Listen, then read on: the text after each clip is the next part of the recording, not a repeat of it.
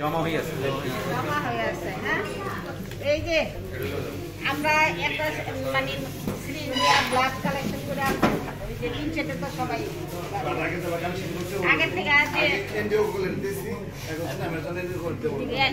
করলাম লাগবে না কেন আরবিসির জন্য হ্যাঁ ক্লট করা যাবে না, কিন্তু এটাতে ব্লাড যাতে ক্লট হয় এই জন্য অ্যান্টিকোয়াগুলেন্ট ইউজ হবে না। আরবিসি দেখে নাও, এটা এমনিতেই সিরিজ অ্যান্টিকোয়াগুলেন্ট দিতে হবে যাতে হচ্ছে ব্লাডটা পরে এই যে এখানে ব্লাডটা অনেক কম আছে, না হয়। আর যত ব্লাড যত বেশি আসবে সিরাপ তত বেশি হবে, আর ব্লাড যদি না আসে তাহলে সিরাপ এটা অনেক কম। ওই যে হলুদ হলুদ কালার দিয়ে এইটুকু সিরাপ, এই পাশে এটা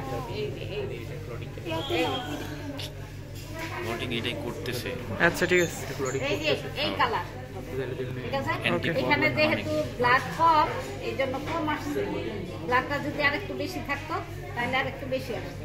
এই যে আগের না না এটা কিন্তু সেন্ট্রিফিউজ ছাড়াই সুন্দর কালার আসছে, কালার অপারেশন ভালোভাবে হয়েছে। হ্যাঁ, আর এই যে এরকম এটাই খেতে পরে এই যে আলাদা হয়ে যাবে না, এটাকে খুলে যেই দিকে সিরাপটা জমবে সেটা এই সাইডটা খুলে তারপরে এটার ভিতরে ডালা পেন ড্রপ টিউব।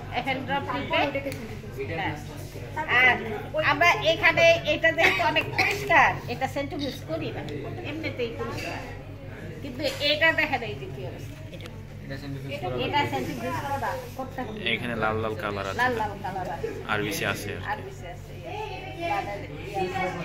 ঠিক আছে। আর এটা না করলেও চলবে, এটার পরে সিরোলজিক্যাল টেস্টের বিভিন্ন কাজের জন্য এটা ইউজ করা যাবে, ঠিক আছে। এইটুকু আর কিছু না। Okay, by the way, thank you. হয়ে গেছে। হ্যাঁ, এই প্র্যাকটিক্যালটা ছিল preparation of serum and anti serum. কালারটাই কিছু লাইন